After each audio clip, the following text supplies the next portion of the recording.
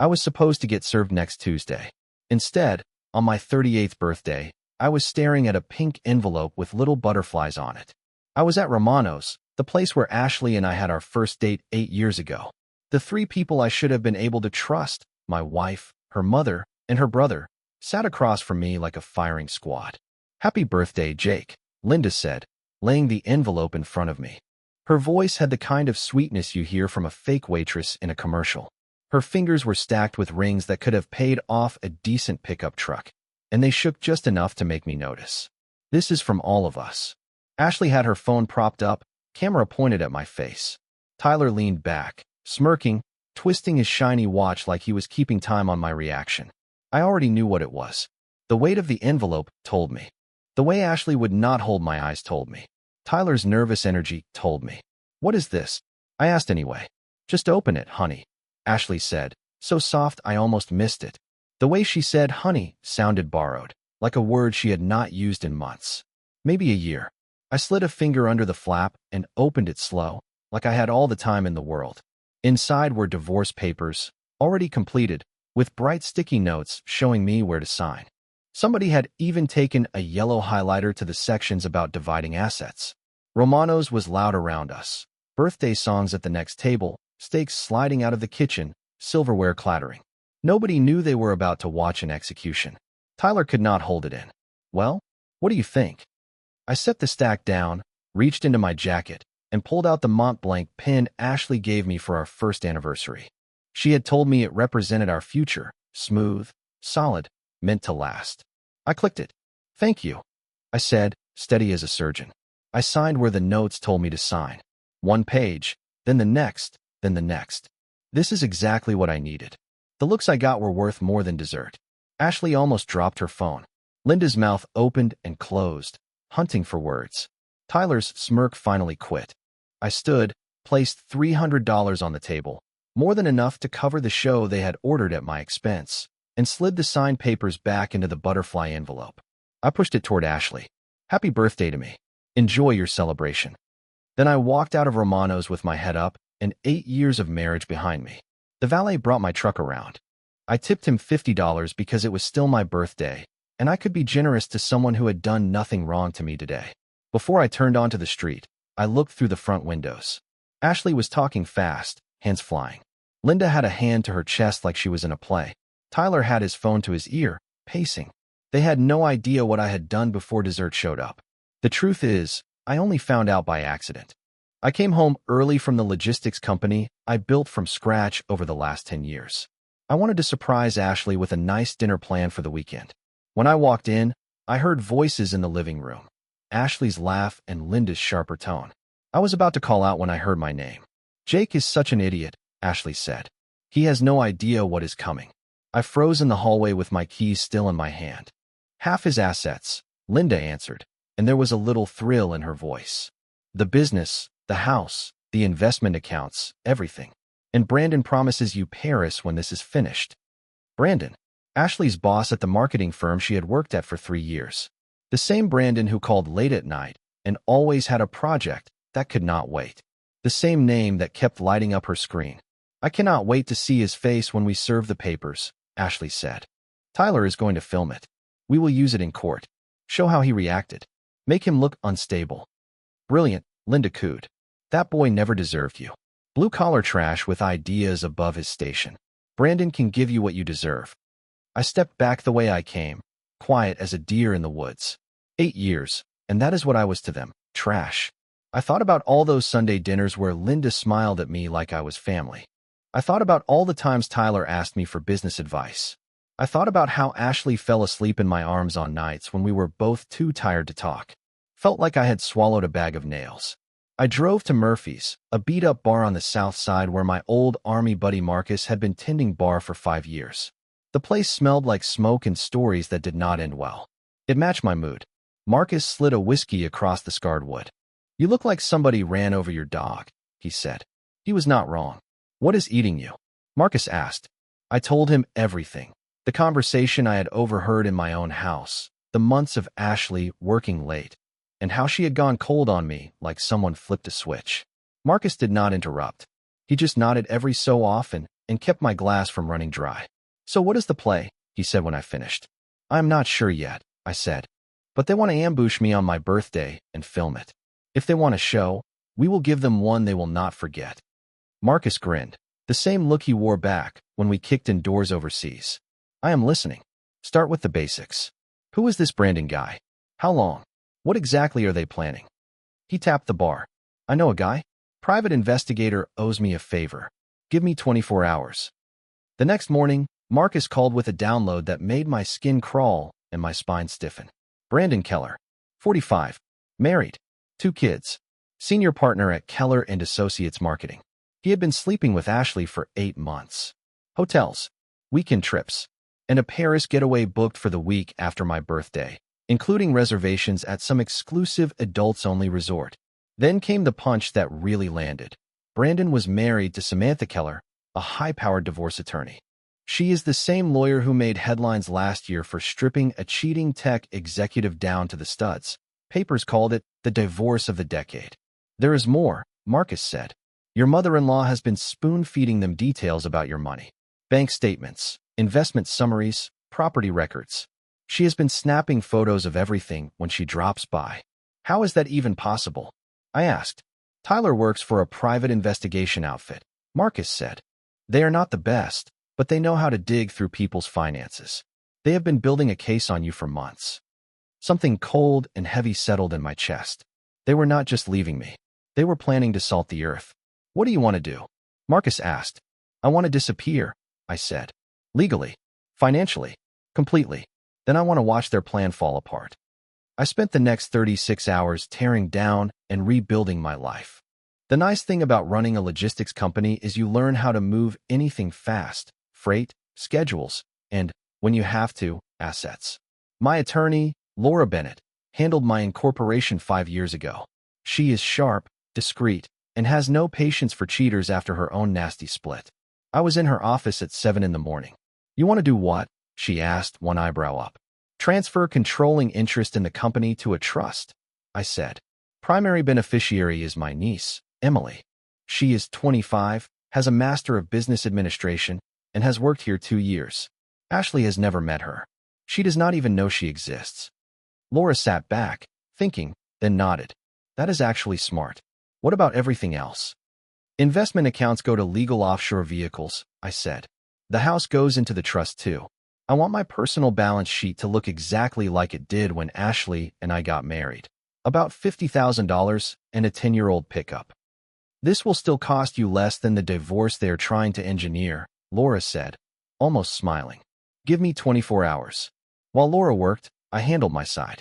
I installed hidden cameras around the house in spots Ashley would never notice. I mirrored every file from her laptop, pulled her text messages, and backed up her emails. The woman who called me blue-collar trash made the classic white-collar mistake, thinking a man who works with his hands cannot understand technology. Then I paid a visit to Keller and Associates. They owned the top 3 floors of a glass box downtown. Brandon's corner office faced the river and probably cost more to decorate than most folks make in a year. I dressed like I was there to fix something: khakis, a polo, work boots, the uniform of people invisible to men like him. At the front desk, I held up a work order Marcus had mocked up. "Heating and air check for Mr. Keller's office.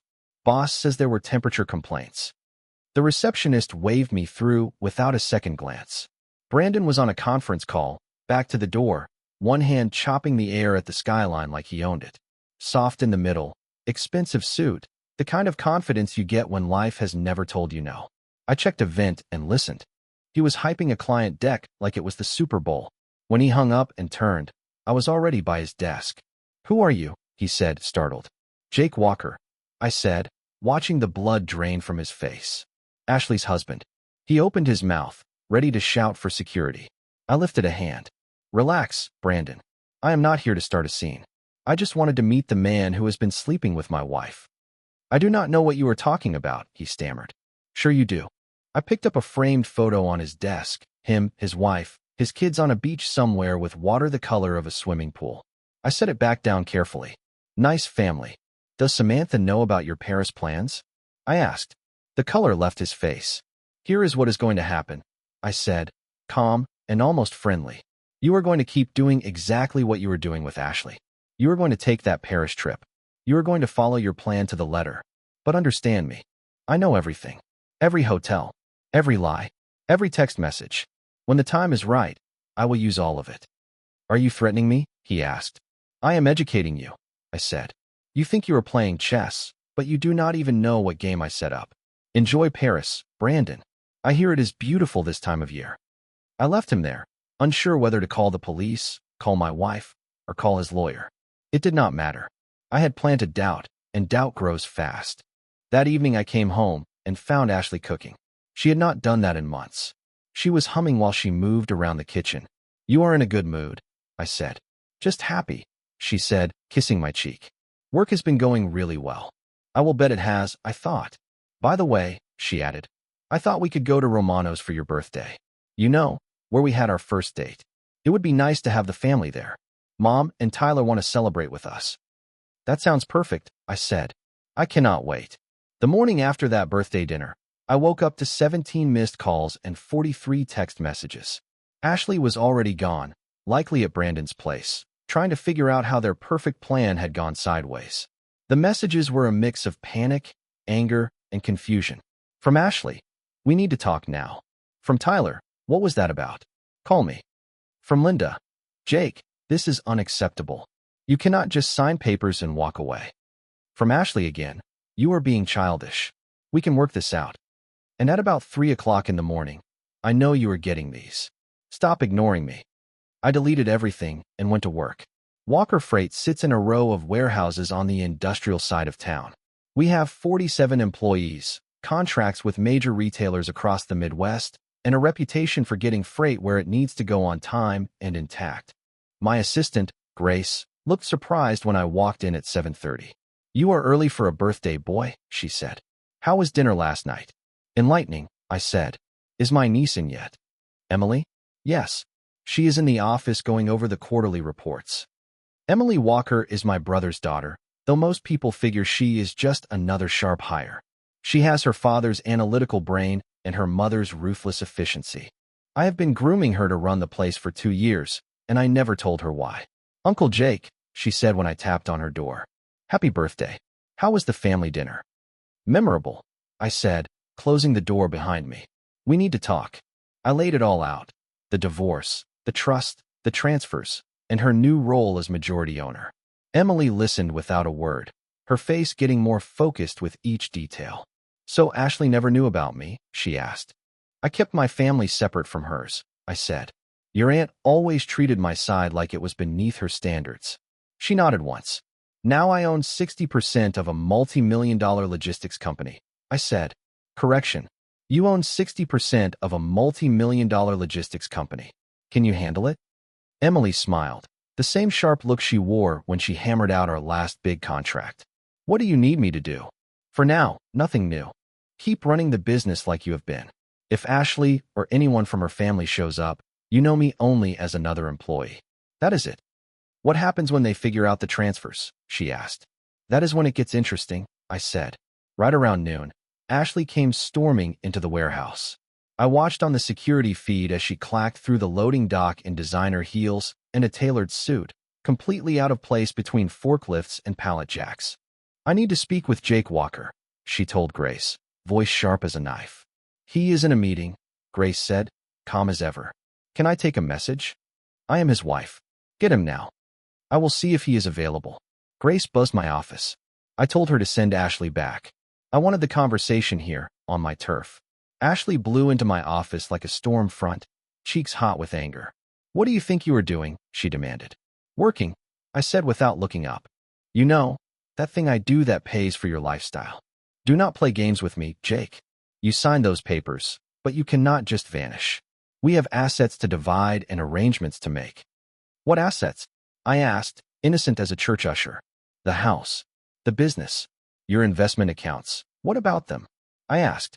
Ashley stared like I had grown a second head. They need to be divided under the divorce agreement. I read your papers, I said. You get half of what I had the day we got married. Congratulations. You are entitled to $25,000 and half of a 10-year-old pickup truck. That is not. She stopped mid-sentence. The color washed out of her face. What did you do? I adjusted, I said. When someone spends 8 months laying out a plan to wipe you out, you have two choices.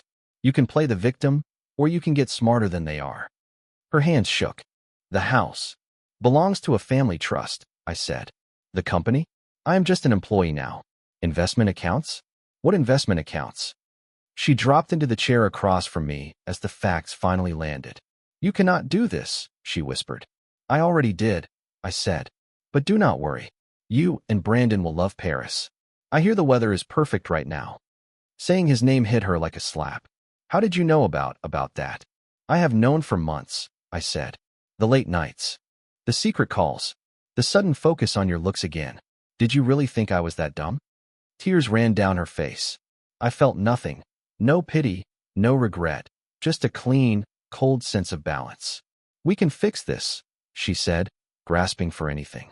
I will end it with Brandon. We can go to counseling. We can work it out. No, I said. We cannot.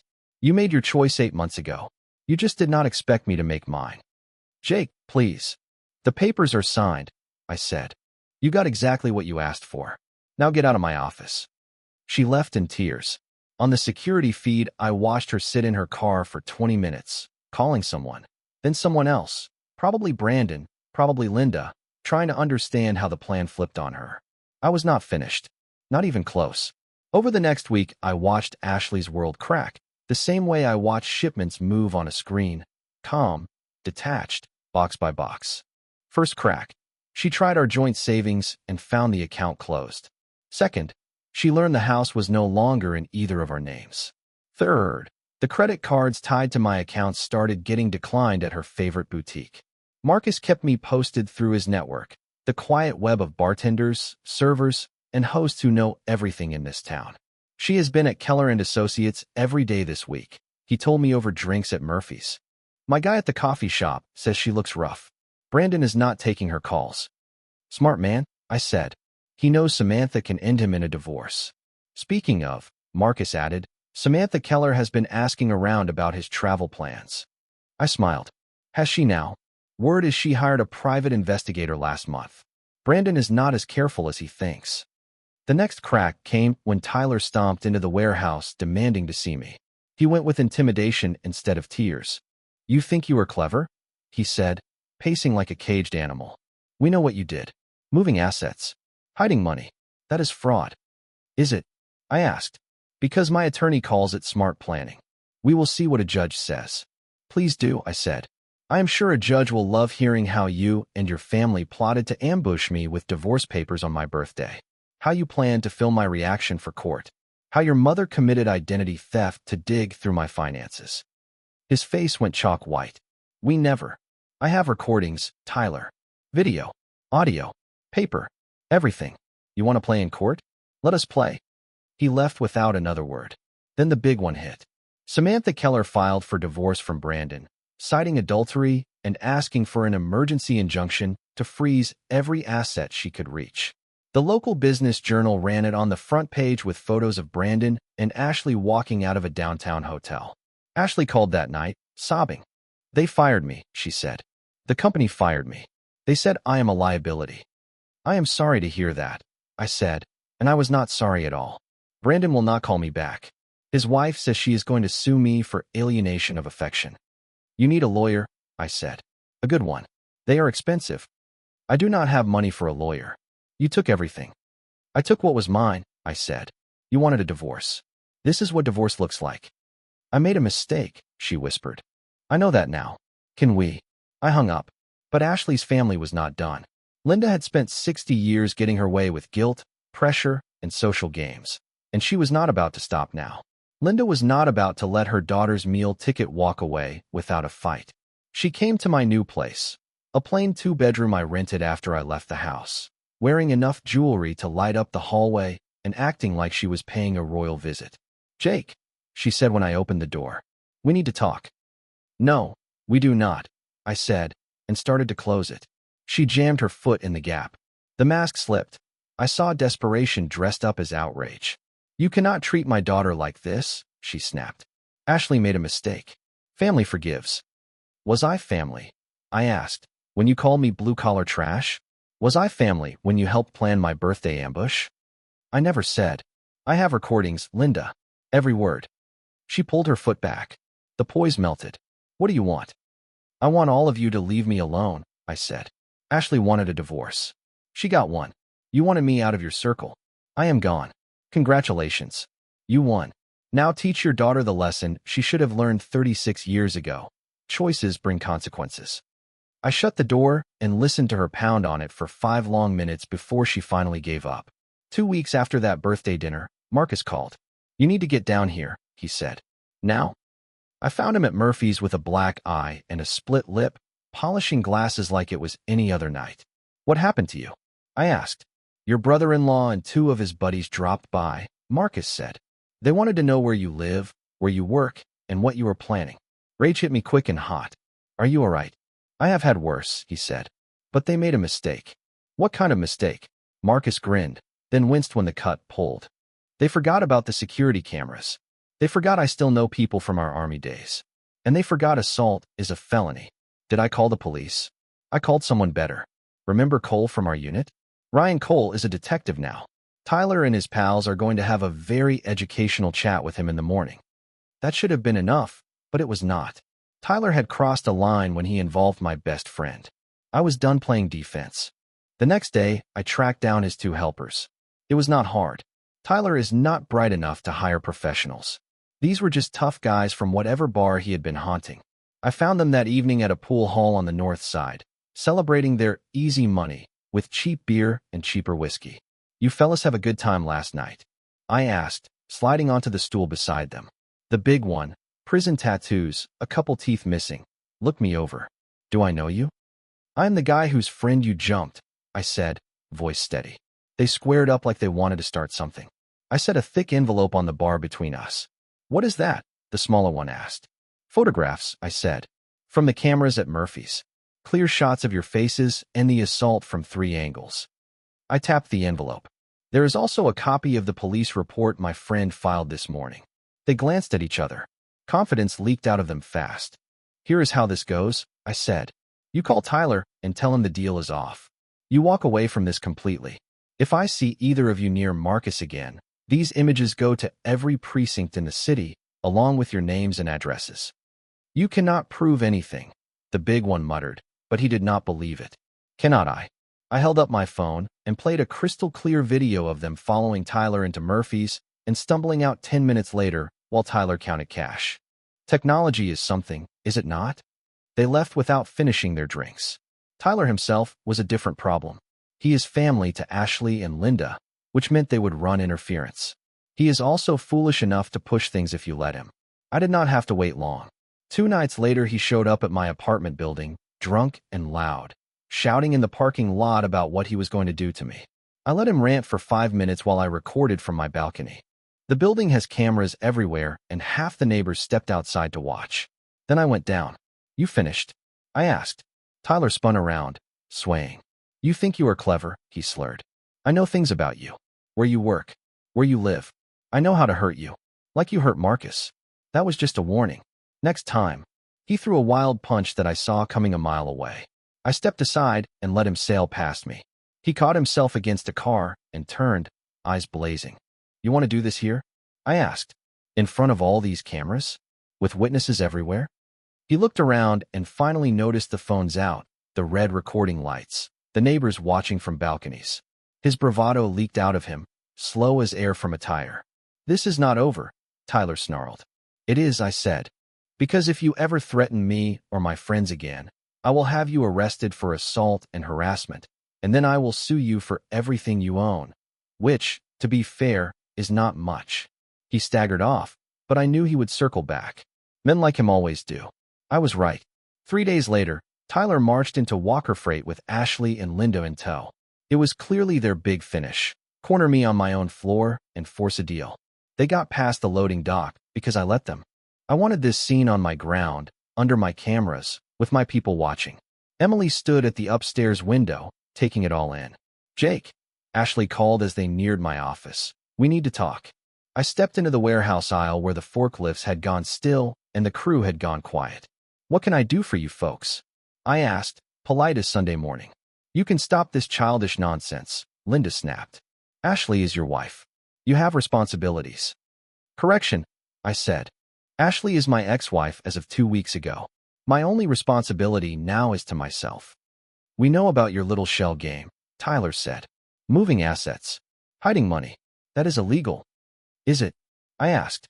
Because the Internal Revenue Service, my attorney, and my banks all say everything I did is legal. You cannot just walk away from 8 years of marriage, Ashley said, voice cracking. We built a life together. No, I said. I built a life. You lived in it while you planned to blow it up. There is a difference. Around us, all 47 employees had stopped to watch. A few had their phones out. Fine by me. Jake, I know I made mistakes, Ashley began. You made choices, I cut in. You chose the affair. You chose the birthday ambush. You chose to call me blue-collar trash. You chose to try to take what I earned.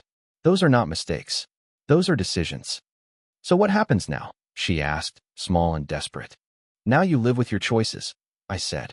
The same way I am living with mine. This is not over. Tyler growled and took a hard step toward me. It is, I said. If any of you contact me again, if you show up here again, if you lay a finger on my friends again, I will make your lives very, very difficult. How? Linda demanded. I smiled, and it was not warm. I am a logistics man, Linda. I move things. Information. Money. People. I track shipments coast to coast. I plan complicated operations and make sure everything lands exactly where it should. Are you sure you want to find out what I can do when I focus on you? They left without another word, but their eyes said they would be back. Good. I was ready. The ending came 3 weeks later, but not in a way any of us planned. I was at Murphy's with Marcus, toasting his recovery, when Samantha Keller walked in. Brandon's soon-to-be ex was everything Ashley was not. Calm, confident, and ice-cold. Mr. Walker, she said at our table, I am Samantha Keller. I believe we have mutual interests. Marcus arched an eyebrow and stayed quiet as she Saturday. I know about your situation with your ex-wife and with my husband, she said. I also know about their Paris trip next week. Congratulations on your divorce, I said carefully. She smiled like a blade. Thank you. Brandon is going to lose everything, the house, the business, and custody of the children. I am very good at my job, but I have a proposal that might benefit both of us. She slid a manila envelope across the table. Inside were photographs, bank statements, hotel bills, and a clean timeline of Brandon and Ashley's affair.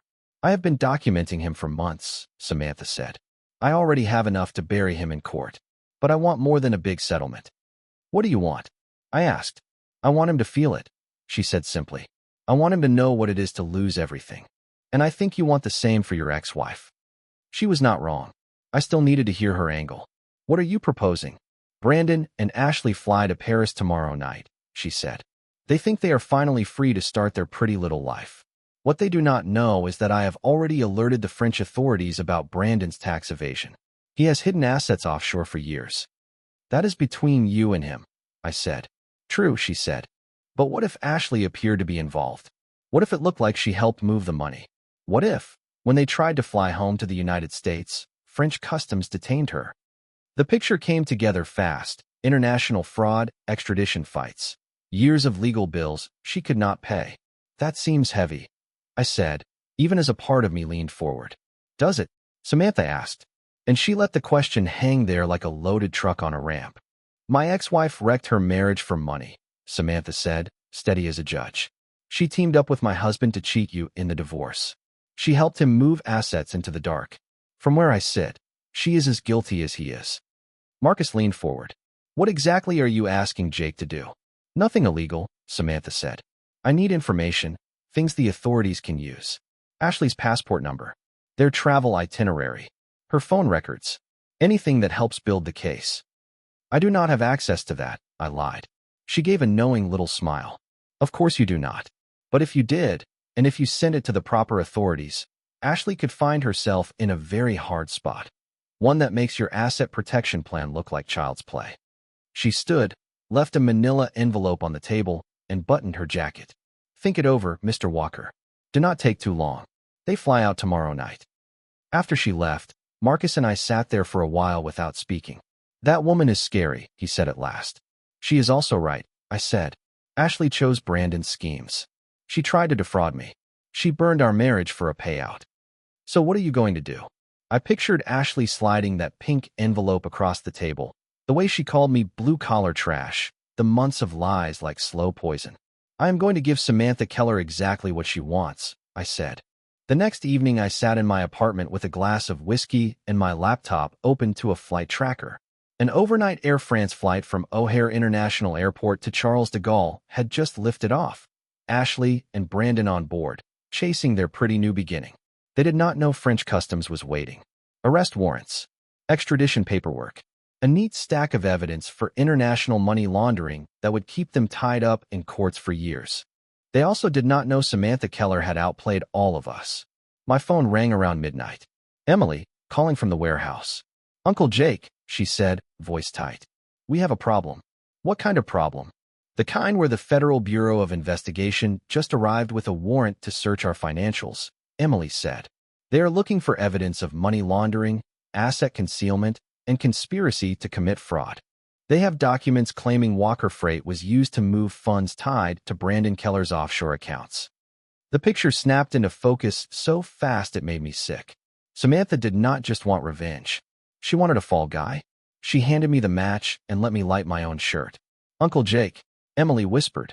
What do we do?